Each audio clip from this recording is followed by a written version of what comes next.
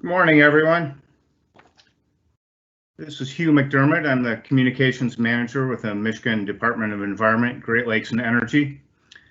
As you know, Governor Whitmer on Wednesday announced executive actions to create the Michigan Healthy Climate Plan as a roadmap to making Michigan a carbon neutral state by the year 2050. That's a tremendous commitment to both meeting our global responsibility to lessen the damaging impacts of climate change that are already in motion, and to positioning Michigan to take full economic advantage of an ongoing global transformation to smarter, healthier, more just, and more sustainable energy choices. Michigan is the fifth state to chart a course to carbon neutrality. While it's tremendously exciting, it's also daunting. It will take successive gubernatorial administrations and dozens of legislatures, a generation of private industry leaders, and environmental champions who haven't even been born yet, all working in concert to achieve this goal. But we owe it to our children and grandchildren to lay the groundwork to make that goal attainable for them. And we owe it to them to ensure that they have the same or better quality of life in the Great Lakes state that we enjoy. This is a marathon, and I typically say not a sprint, but the truth is it's both a marathon and a sprint because there's really little time to lose, and we need to be both fast out of the gate and building endurance for the long haul. At the state government level, it will take a concerted effort across all state agencies and offices to make the commitments necessary to change the dangerous climate trajectory we're on. Some of those commitments are actually underway or soon will be. Today, you'll hear from half a dozen state agency heads about their thoughts on this new climate directive and on some programs and initiatives that are in motion in their agencies to address climate concerns. The panelists are Liesl Clark, Director of the Department of Environment, Great Lakes and Energy, Dan Eichinger, Director of the Michigan Department of Natural Resources, State Treasurer Rachel Eubanks, Dr. Janae Caldoun, Chief Medical Executive of the Department of Health and Human Services, Bram Stibbitz, Acting Director of the Department of Technology, Management and Budget, and Dan Scripps, Chair of the Michigan Public Service Commission. A few housekeeping items before we start. This is on a Teams Live platform, and all lines except the speakers are muted, and only the speakers are on camera, so feel free to eat that taco while you listen. You know who you are. The session is being recorded and will be publicly posted shortly after its conclusion. While anyone is welcome to listen, we are confining questions to working media only. If you're not media and you have questions, feel free to contact our Public Information Officer, Nick Assendelf. Nick's number is or will be on the screen shortly. It should also be on all the press releases you all have been getting on this topic. If you have a question, please type it in the chat box. On Teams Live, there's no function to ask a live question. Please include your name, the name of your news outlet, and the specific panelist to whom you're addressing the question, if that's applicable. Nick will be curating the questions, and after the speakers are done, we'll do our best to get them all answered. If we can't answer your question or we run out of time, we'll get you answers afterward. Now I'll turn it over to Liesl Clark, Director of the Michigan Department of Environment, Great Lakes and Energy, to kick off our remarks. Liesl. Great, thank you so much, Hugh. And I'm going to start off by expressing a deep appreciation for my colleagues from other departments who are represented here on the phone today. All of you have been such an important part of moving this work forward and will continue to be in the future, and I really appreciate your time and energy.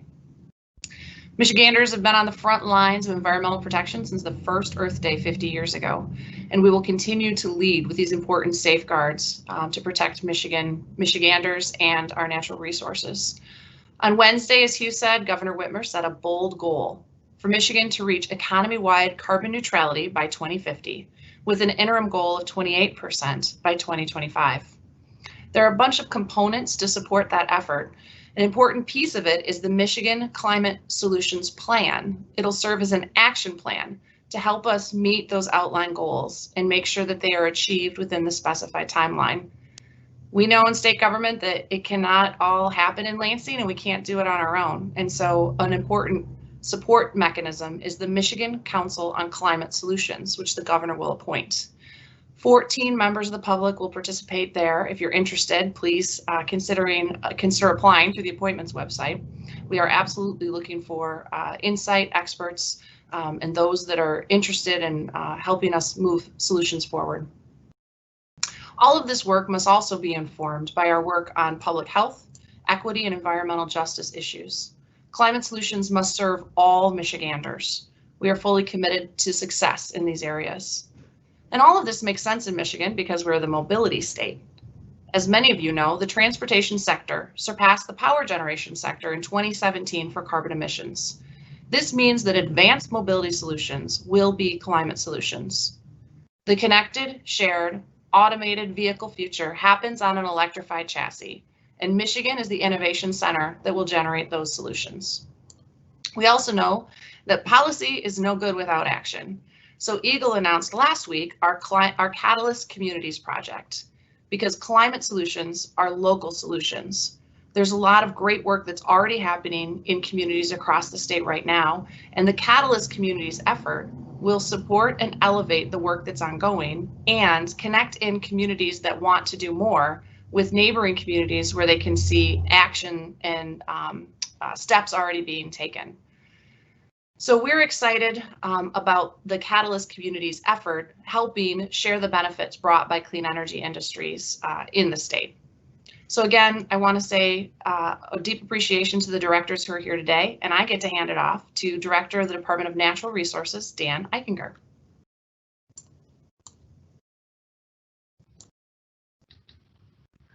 Okay, thank you very much, Lisa, and good morning, everybody. One way that we in the Department of Natural Resources are looking at the problem of climate change is to think of it as something like a math problem. So climate change is happening because we're depositing more CO2 into the atmosphere than is getting sequestered or stored. And so in order for us to solve that problem, we've got to think about ways that we can reduce the amount of carbon that we're emitting and then simultaneously increase our ability to consume carbon from the atmosphere. So a couple of projects that we're undertaking are working kind of under that construct.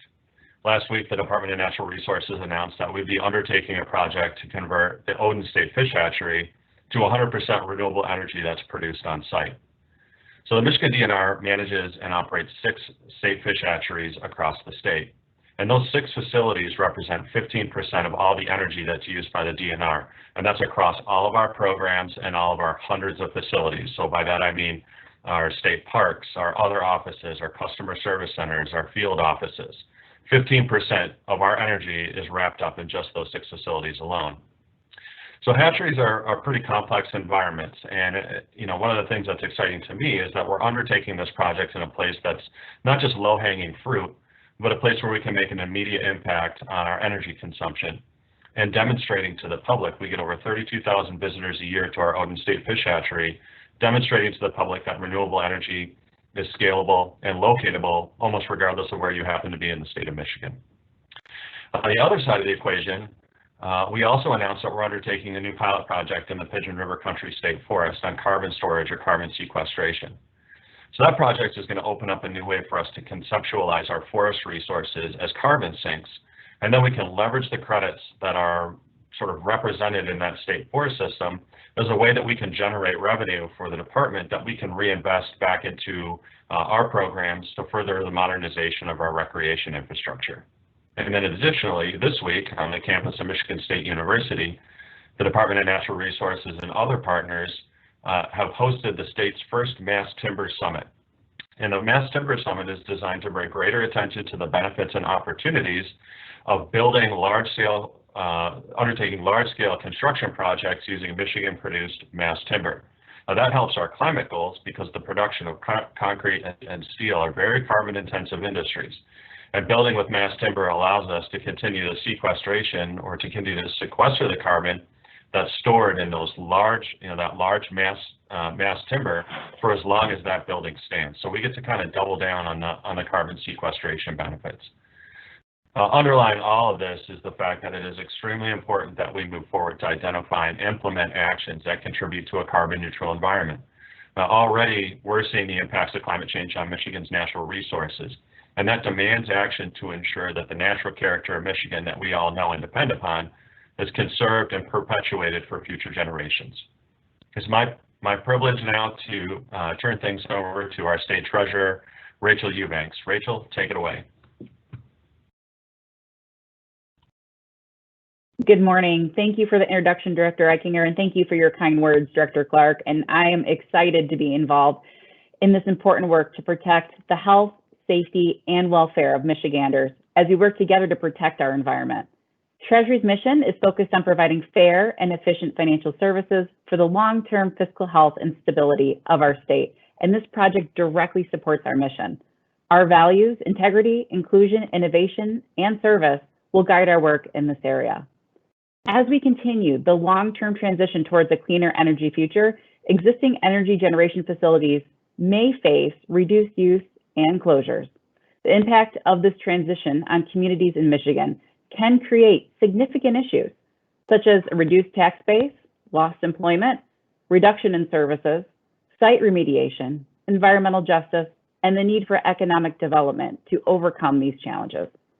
To address these concerns, Treasury is creating the Energy Transition Impact Project, which will provide analysis, assistance, expertise, planning, and community engagement to assist in developing an energy transition strategy. We will partner with impacted communities to help them implement a playbook to maintain critical services while moving towards a more prosperous future when faced with the closure of energy facilities. The Energy Transition Impact Project will identify the impacted communities which have been long-term partners in Michigan's energy production, analyze the impacts and dislocations caused by energy facility changes, including reductions in employment and the property tax revenue that supports schools, police, and fire services, parks and recreation, health and safety, and other community services. Engage communities in discussion about the impacts and assist them in developing new opportunities for growth and development to offset losses of existing facilities. Identify efforts in other communities in Michigan and throughout the United States which have addressed large-scale disruptions in an effective way. Identify resources across state government, local communities, private industry, and nonprofit organizations that can benefit the planning and implementation of an adjustment strategy.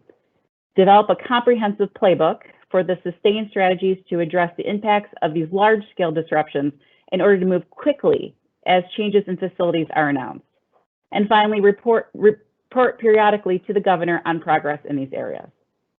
Many communities in Michigan have felt the dramatic impacts of industrial changes throughout the years. This project allows us to take a proactive partnership approach to help our communities plan for change and thrive through this transition. As our sources of energy change, we will see new opportunities for skilled workers, and we have many tools available to help Michiganders get the skills and training they need to be successful in the new and different jobs that will help maximize our employment potential statewide.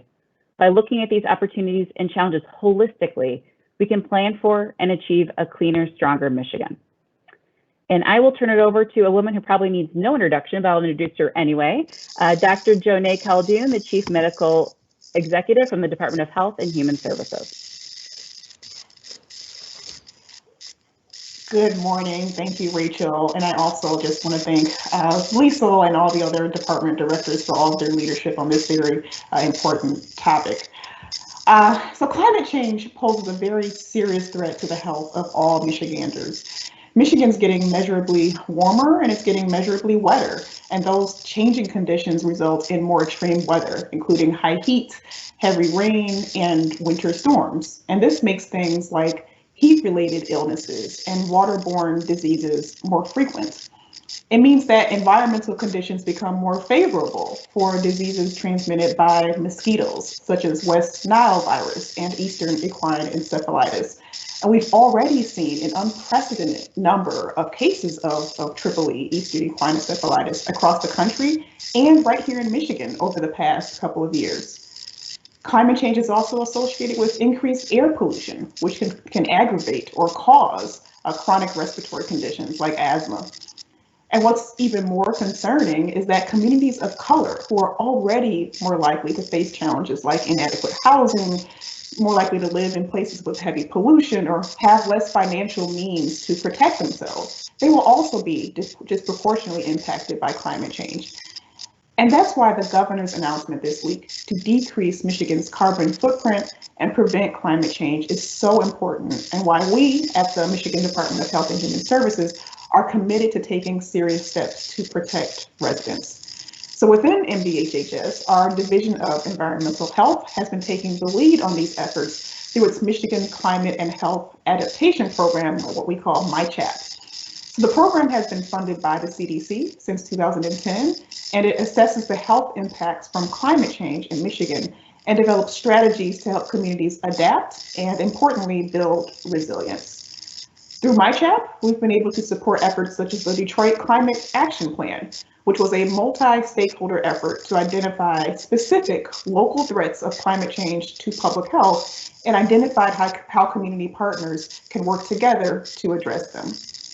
We also built out the Michigan Environmental Public Health Tracking System, and that's an online tool that includes local information about extreme heat and precipitation, as well as local data about vulnerability to climate change that local health officials and community-based organizations can use for planning.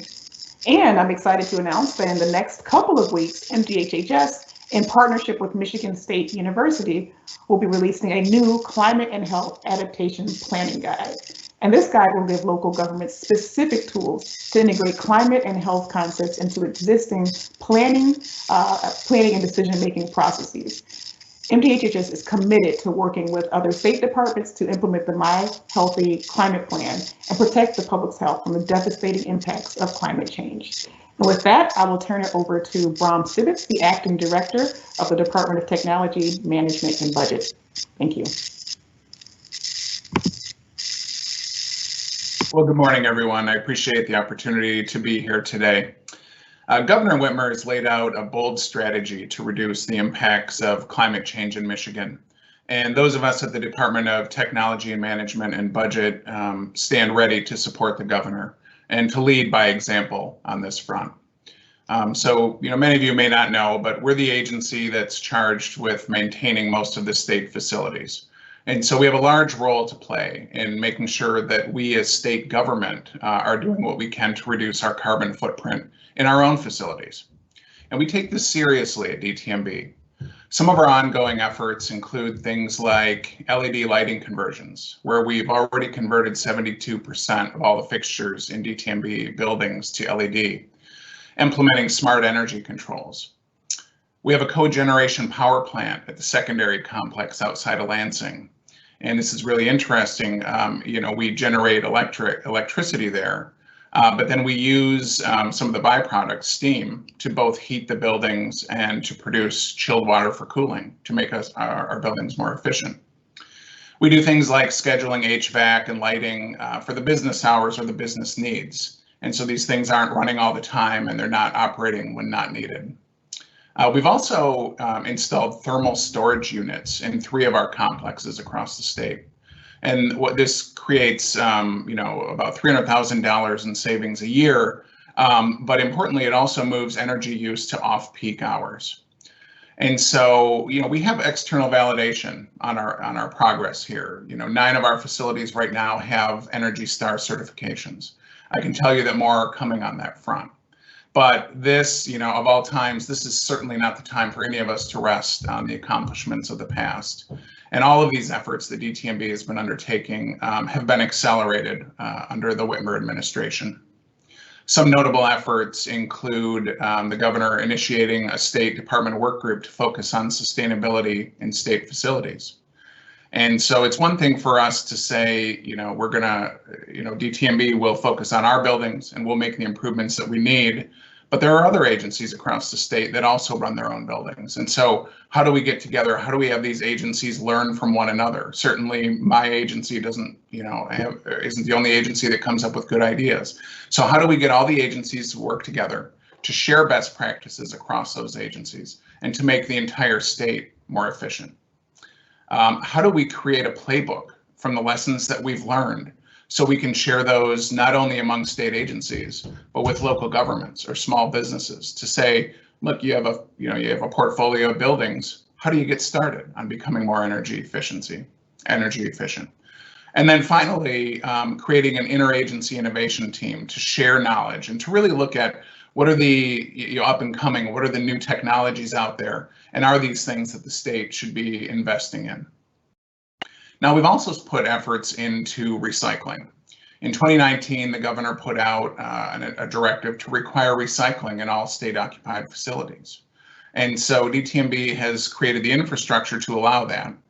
But in addition to that, it's one thing to put the infrastructure there. You also have to convince people to do it. And so we have an internal recycling campaign that was kicked off to provide state employees with the information and tools needed to recycle more. And what we're working on now on the recycling front is working to quantify the materials recycled so that we can track our progress. We can benchmark against other entities, and we can really make sure that we're increasing that in the future. And finally, an initiative I want to mention that's not necessarily directly related to state buildings, but it is an initiative at ETMB, and that is working to get increase the number of electric vehicles in our fleet. So we're working to identify the barriers. Right now, the primary barrier is availability of charging infrastructure. And we've had great conversations with some of our utility partners on how we can increase that infrastructure. And by doing that, we'll be able to build out and add more EVs to the state fleet. We do have a plan now to increase the EVs for this year and into 2021. But once we have more infrastructure available, that's something that we'll definitely be looking to expand. And so I'll just close by saying that all these steps that we've taken, they're a good start towards leading by example, but more needs to be done. And so DTMB really looks forward to, under Governor Whitmer's leadership, looks forward to taking bold and necessary steps to meet the goals that she's laid out, and will continue to do so in the future. Thank you. And now we will hear from Dan Scripps, who's the chair of the Michigan Public Service Commission. Thanks, Bram. It's an exciting day, and I'm pleased to be here. As Liesl said in her opening remarks, there is no policy without action, and the cases decided by the Michigan Public Service Commission are in many ways where the rubber hits the road. Power sector emissions are still the largest contributor to climate change in Michigan. We also use a significant amount of gas, with 75% of Michigan homes relying on gas as their primary heating source, and our industrial sector uses gas for a broad range of industrial processes as well. And the move toward vehicle electrification has a significant impact on the power sector too. But we're also seeing significant progress in reducing emissions from each of these areas. Driven by customer demand and declining prices, Michigan utilities are on track to significantly exceed the statutory goal of obtaining 35% of their power needs from the cleanest zero-carbon energy resources, renewable energy, and energy waste reduction. Michigan utilities have retired a significant portion of our coal fleet, and additional retirements have also been announced. At the same time, utilities have added thousands of megawatts of renewable resources, and again, we're seeing continued growth in energy waste reduction. Michigan utilities have also announced bold targets, many in line with the governor's goals.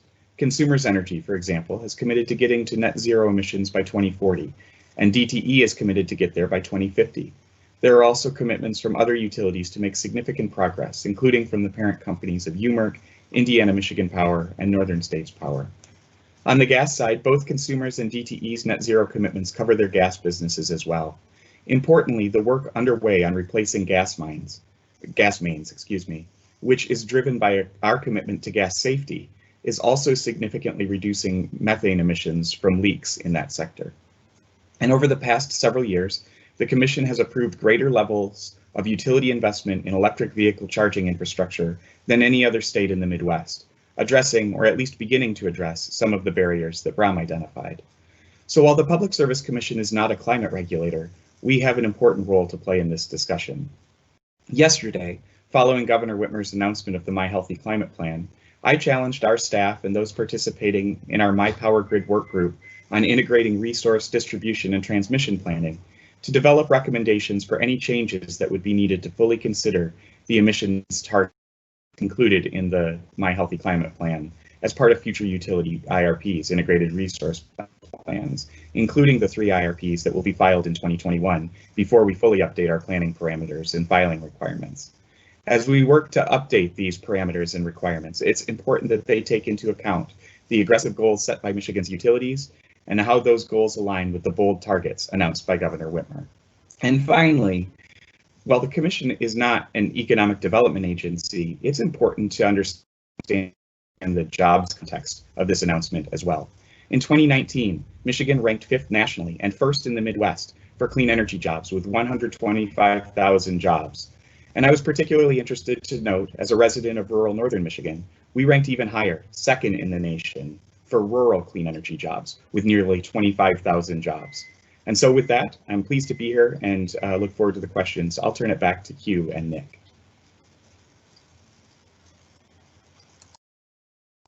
Thanks, everyone. That was excellent. I think we have some questions rolling in.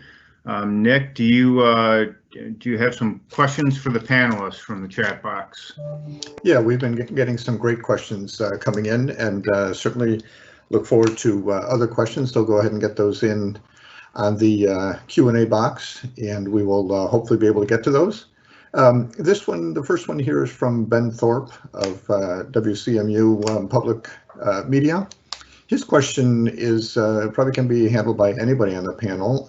Is the goal here to hit net zero emissions, or will we use carbon offsets to achieve carbon neutrality? Any of the panelists want to unmute and weigh in on that? If not, I'll spin the wheel of fortune and call on someone. I'm happy to take it, Hugh. So hi, Lisa Clark again, Michigan Department of Environment, Great Lakes and Energy. Good question, Ben.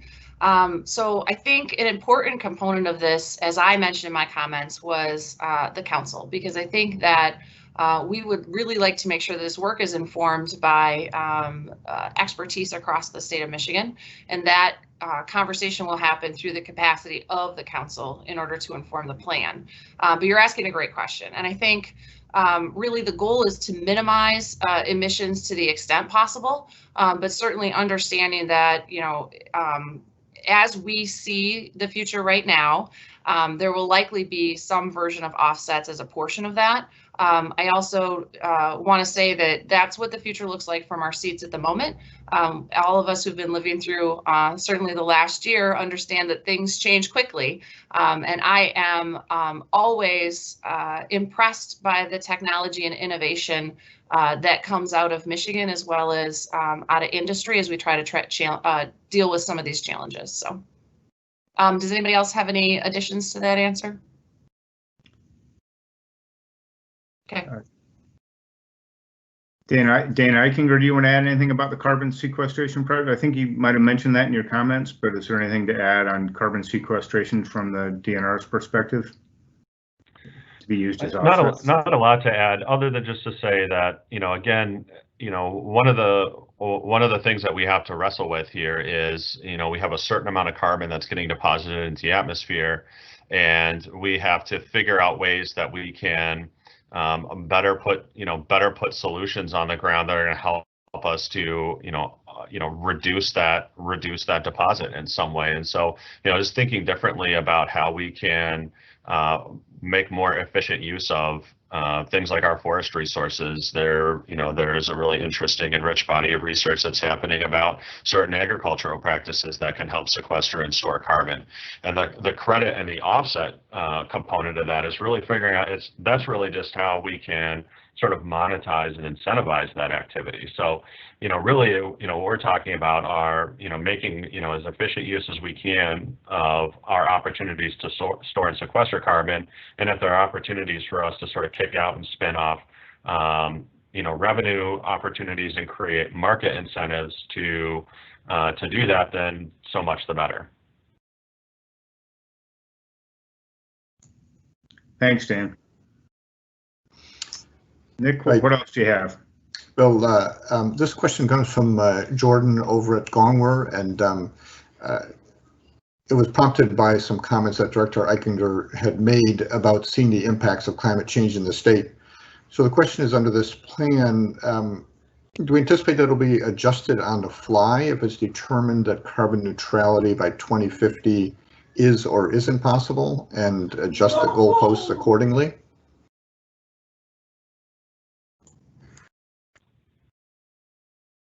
I can start on that one, and then we can see who would like to chime in. Another good question. So, you know, if you look at certainly the last few months here in Michigan, we know that we've lived through the wettest 1 year, 3 year, and 5 years on record. So we are absolutely seeing changes to our climate right now. And while we don't necessarily tie climate change directly to the water cycle, because, you know, the water is cyclical and we know that evolves, what we do know because of our high water levels is that extreme storm events, regular storm events are devastating. Extreme storm events are catastrophic. So that's certainly what we've been seeing over the last few months here in Michigan. The other thing that I think that we're starting to see is across the nation, weather events piling up on top of each other, and more challenges coming at us all at once. Certainly, as we've seen in Michigan over the last little bit. So, you know, I think there's a good question about what sort of work do we need to do and how quickly do we need to do that? And that's part of the reason for the kind of comprehensive plan that you're seeing us talk about here today. You know, this is a goal. And so obviously, you know, efforts can be accelerated or decelerated based on how things are changing. I think that it's important to get that goal out there. I think it's important for us to be assembling and making sure that we're thinking creatively about how to improve our future. And that's the intent here. So I don't know if others have more to add there. I know, Dan, it came off one of your comments. Yeah, and I might just add on to that. I mean, I think, you know, the sort of the underlying premise of the question is, are we basically sort of locking some of the innovation that we've talked about here in Tupperware, and we're just assuming that that's going to stay good and fresh until 2050?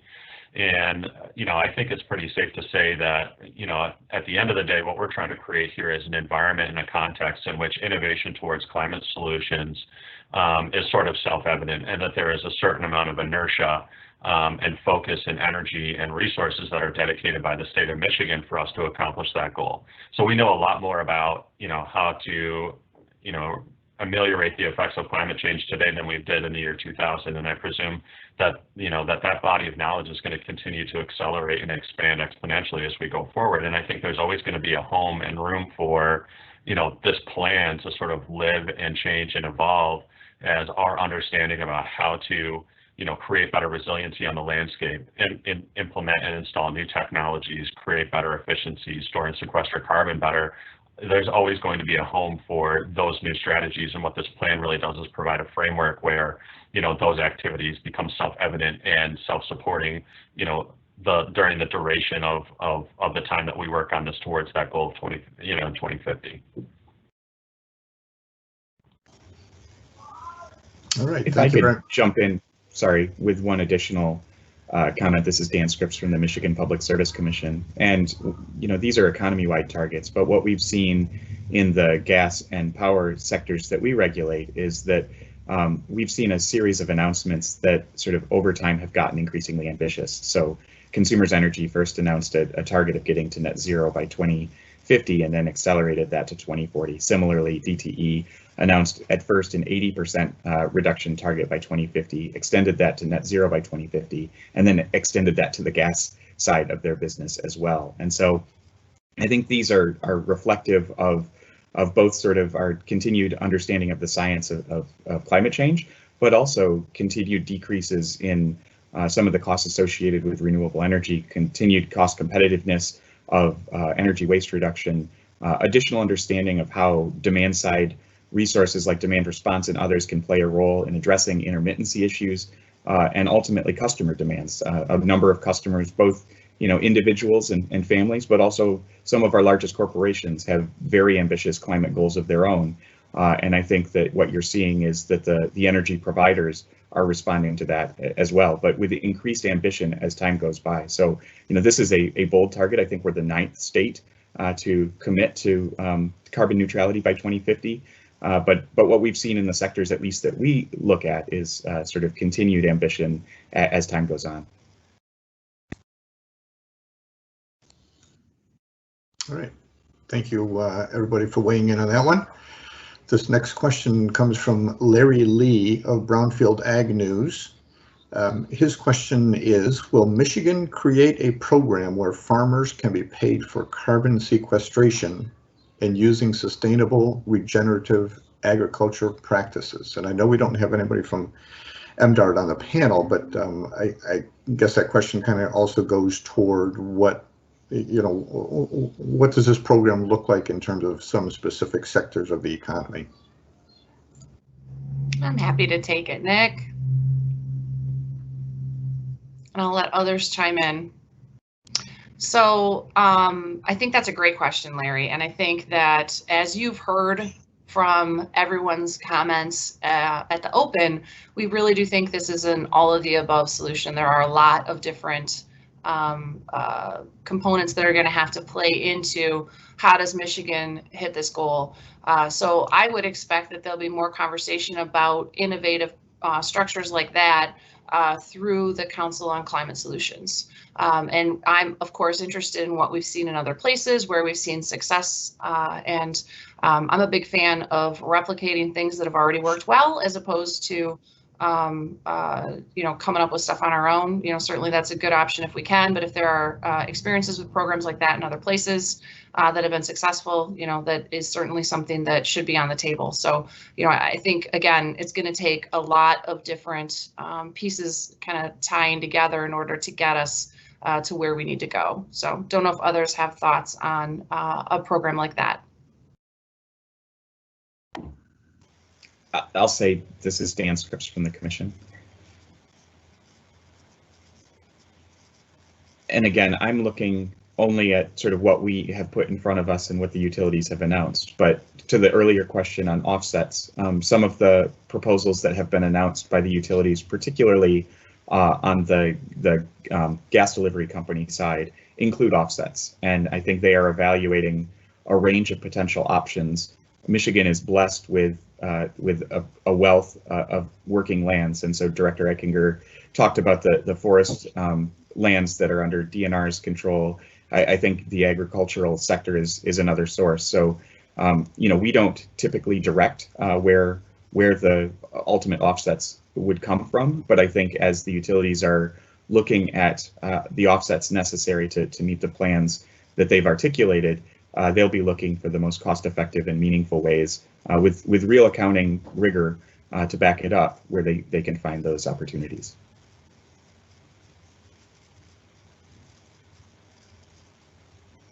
Thank you, Dan. Anybody else weigh in on that before we move to another question?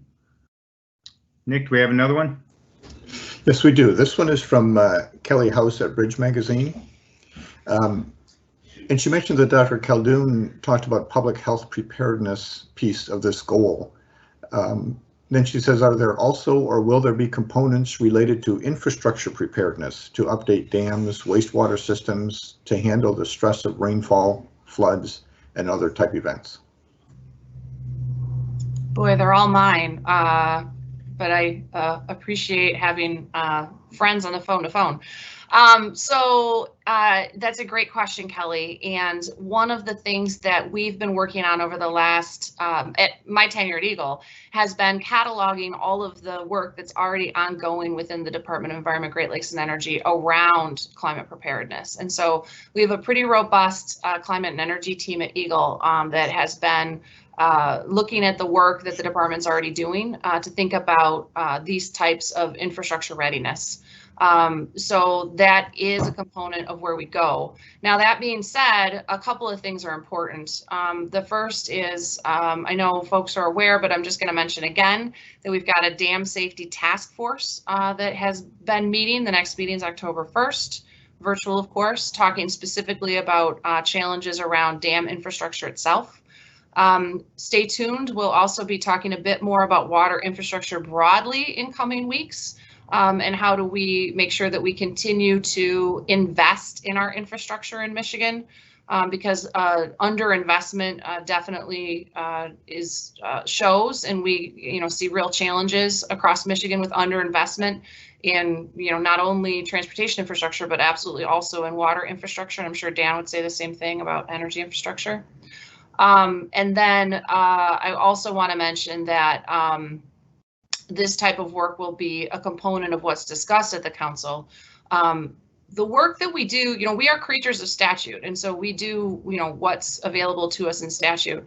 So why do I say that? Well, if you look, for example, at the dam issue itself, we're able to do, and work with private infrastructure holders, with only to the extent that we have the ability within statute. And so, I've had a lot of conversations with the legislature about the work that we're laying out here over the last few weeks. And I really think that this is going to need to continue to be collaborative and a partnership with the legislature, because there are, goals that can be set by an administration, but, some of those tools that are necessary to effectuate, have to happen through collaboration with the legislature. And so, I look forward to keeping those lines of communication open and seeing places where we have shared goals that we can move forward.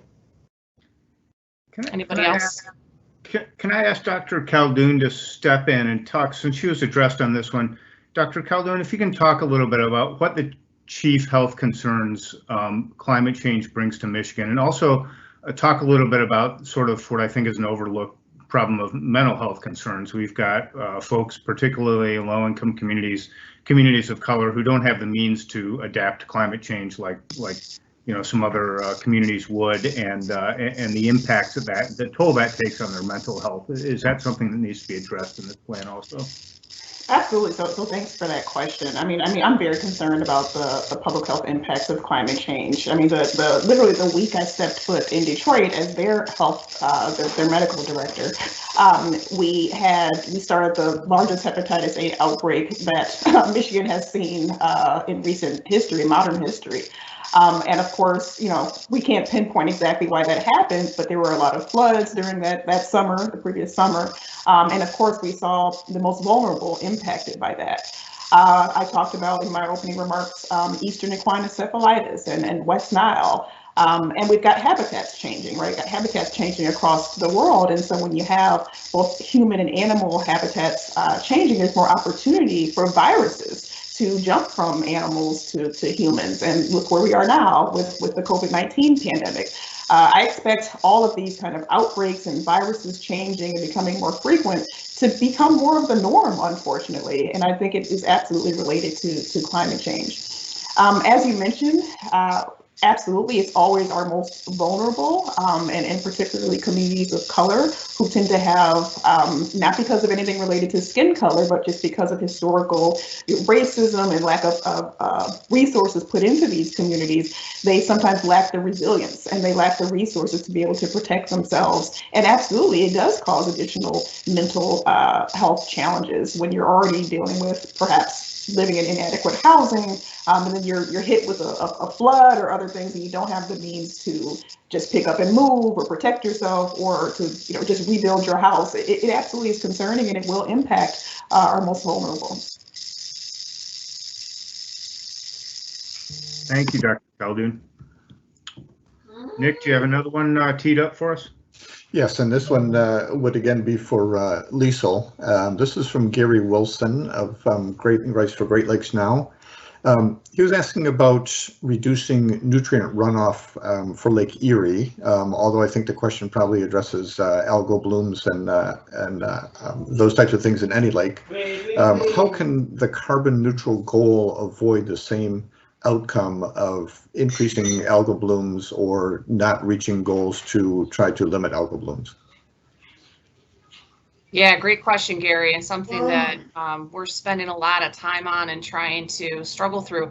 It's a really good parallel because, first, you always ask good questions, but second, because the struggle of dealing with harmful algal blooms in Lake Erie and across Michigan really is a multifaceted answer, right? It is not something that somebody can just flip one switch and all of a sudden things are different.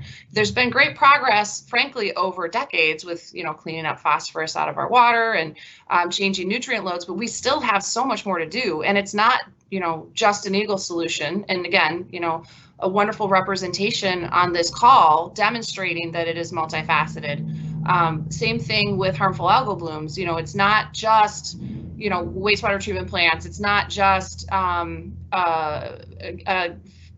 caused. It's not just other types of nutrient loads where we're seeing runoff. It's a combination of all of those things, and the solution is a combination of all of us. And the solution is also, in that case, as well as with climate, multifaceted. Like, there's a lot of different pieces that fall into that because it is a problem that comes from so many different areas. So I share your concern over meeting these targets, and I think it's a really good parallel, also because of the way climate plays into harmful algal blooms. We have our work cut out for us, and it's going to take certainly a partnership amongst state government, but also many different stakeholders and many different people to make a difference, which is, again, why I said at the outset that these solutions are also local, and there's a lot of good work happening at the local level on the ground that we need to accelerate and elevate in order to move us forward. So, great question. Thank you, Lisa. More, Nick? Sure, and this question probably best answered by Treasurer Eubanks. This comes from Bruce Walker of the Center Square. He asks whether there's been a budgetary breakdown on the costs of setting up and maintaining the programs after they're implemented, and also how are we looking in terms of, a lot of the directors here talked about programs that are either implemented or that they're looking at. So how do those costs, how are they going to be attributed, and how are they going to be looked at over the years as this plan is implemented? So appreciate the question. It's actually, the state budget office probably be best suited to address that question. Unfortunately, I don't think they have representation here, but perhaps, I don't know if any of the other directors that work more closely with the area have a sense of cost and how it might impact the state budget. This is Dan Scripps from the Michigan Public Service Commission. I don't, but I have a different perspective on it. So Lisa mentioned earlier that we're creatures of statute, and that certainly applies to the Public Service Commission as well. I also noted in my opening remarks the sort of pretty significant change in our energy mix, including the addition of renewable energy and energy efficiency and the retirement of some of our aging coal assets. And I also noted that we're not a climate regulator, and I think that's important. We have, under the Integrated Resource Planning statute that was enacted in 2016, the responsibility of evaluating long-term utility resource plans based on whether they represent the most reasonable and prudent means of achieving the utility's long-term, over 5, 10, and 15 years, energy and capacity needs, and do that looking at a number of factors, including price, risk, reliability, et cetera. And what we're finding is those price issues in particular are driving this transition. That we're seeing energy waste reduction or energy efficiency continue to be the most cost-effective means of meeting energy needs, and that continues to be the case. And a number of the elements in the Integrated Resource Planning statute also sort of require us to evaluate those demand-side resources on an equal footing with supply-side additions. We see renewables continue as additions to be cost competitive and highly so. And so, from our perspective, I can't speak to the state budget, but I can say that in evaluating utility resource plans, what's driving this is not because we're looking at climate. We don't. That's not our job. We're looking at costs and risks and other factors, and finding as a result of that increases over and above the statutory requirements in the RPS or the statutory goals are to the benefit of ratepayers, and that's what's driving our decision making.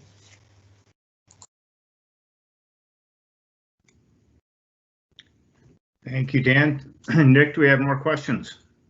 Sure, and a couple of people have asked, we're going to get into something that's a little bit contentious here, but certainly a question that I think needs to be addressed, and we've had a couple of questions come in from two different reporters on this, so I'll try to encapsulate kind of where they're hoping to go on this line 5 question. And of course, I'll preface it too with the fact that obviously there are a couple of agencies who are represented here today that are in the middle of deliberations, so that might factor a little bit in terms of how these questions can be answered. But Basically, it's how does line 5, I think even a bigger issue of fossil fuels, the tunnel, how do those all figure into this carbon neutrality plan? Where does it fit into the puzzle? And what kind of impact would that have?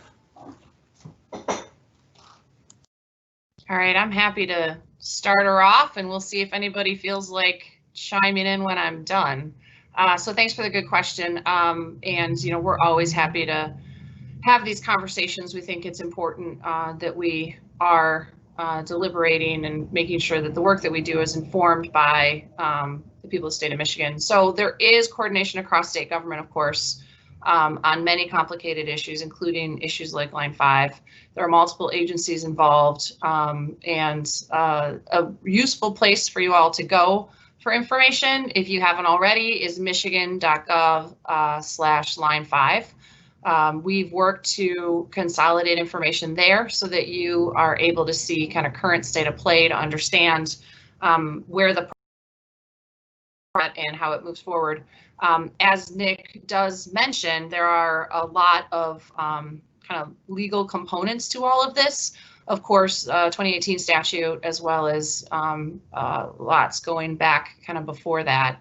And we are creatures of statute, all of us. And from an EGLE perspective, you will see on that website, what we've got in front of us is a series of permits specifically on the actions that are proposed to be taken there. And that's where we have authority, is over those permits specifically. And so you can see that we've gone through a series of public meetings so far. Now we're getting into the kind of more deliberative hearing component of that. So we're always interested in feedback. For us, most of it comes in through our My Waters website, but those natural resources permits are open in front of us, and that's where we have decision-making authority. There is also MPSC dockets open on this, and I'm pretty confident that it would be inappropriate for the commission to talk about that since they have an open docket in front of them. But with that, I guess I'll open it up and see if there's other components within state government that anybody feels like they can give some additional spotlight on at this point.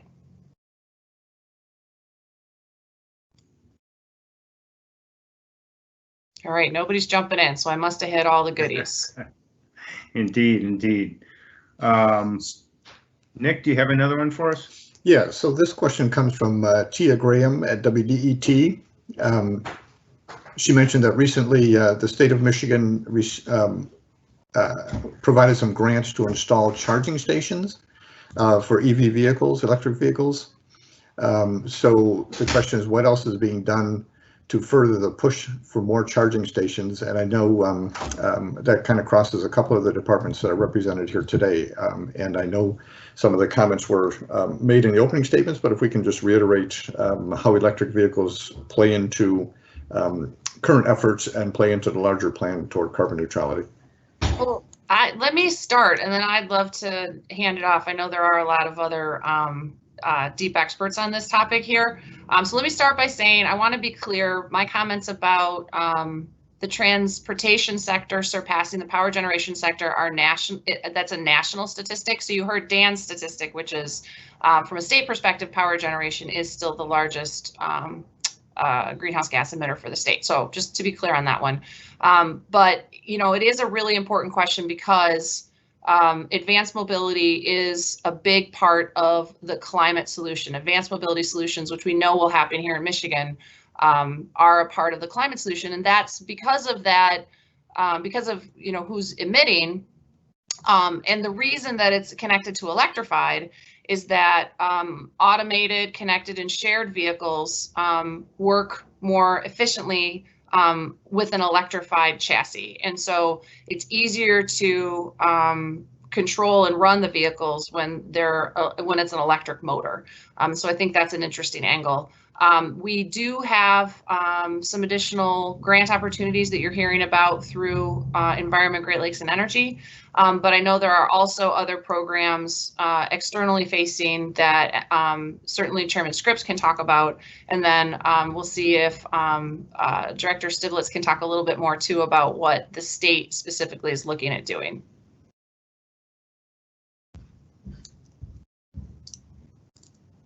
Anybody else want to chime in? If there are no takers, oh, go ahead, Dan. Were you gonna? Yeah, I was just going to say, within the Department of Natural Resources, we are an agency that has probably more touch points for the public than any other entity in state government. And so one of the things that, you know, especially on the question of charging stations and EV stations, you know, one of the things that, particularly in our Parks and Recreation division, that we're looking to do is to provide additional opportunities for folks to be able to charge their electric vehicle at one of those, you know, many touch points that the public has with our agency and by extension state government. It's a small piece of that, but you know, again, it's just an opportunity for us to demonstrate and hopefully provide some leadership where. Through our 103 state park and recreation areas that we have all over the state, from you know the west end of the UP to the to southeast Michigan near the border of Ohio, we have parks all over the place and opportunities for public to not only come out and recreate, but if we can provide some of the infrastructure that helps support some of these good decisions and support the mobility goals that we have in the state of Michigan, again, so much the better for all of us in the state. So, you know, folks can be expecting to see more of that kind of thing in the years to come at Michigan State Parks in particular.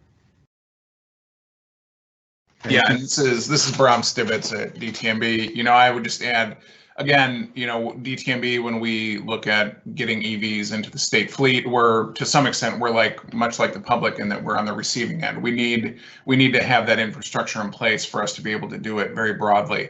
That said, we have done some studies of our fleet, and we look at each of our motor pool locations to say, okay, what % of our vehicles are going, you know, fewer than 50 miles a day or fewer than 100 miles a day. And so we know with the EVs that we're buying, we know that the distance that they can go on one charge. So we try and figure out how do we match that up with people that are maybe driving fewer miles, so we don't have to rely on the external charging stations, so that we can charge them on site, have the employee drive them out, drive them back, get them back on the charger, and that's and that'll work. And so that's the approach we're taking now, so that at least we can do something.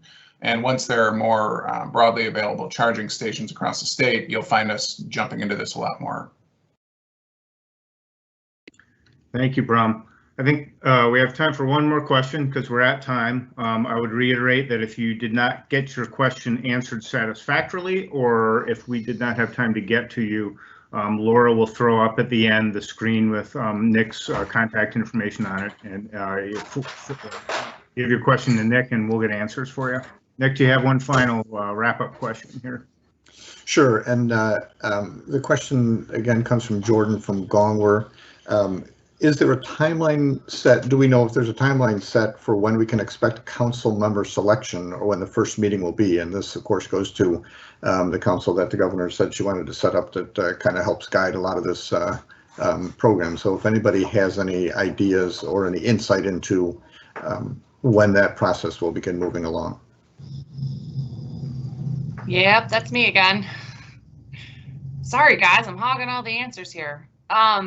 So we are receiving applications right now. People can submit on the appointments website, and we will be having conversations with those folks over the next couple of months. I would anticipate a first meeting either late December or early January, because we're going to want to work with partners and seek a lot of input into who those 14 citizen representatives are. So it'll probably be either end of 2020 or early 2021. Thank you. Thank you to all our panelists. Thank you for DTMB for setting up the technology, and for all the journalists who came on. Like I said, this is both a sprint and a marathon, so you'll be hearing a lot more about this, as will your children and grandchildren. Very exciting. Thanks to everyone. Again, Laura, if you can throw up that slide with the contact information for folks to contact Nick if they want to get more information. He'll get you to the right person. Thank you, everyone.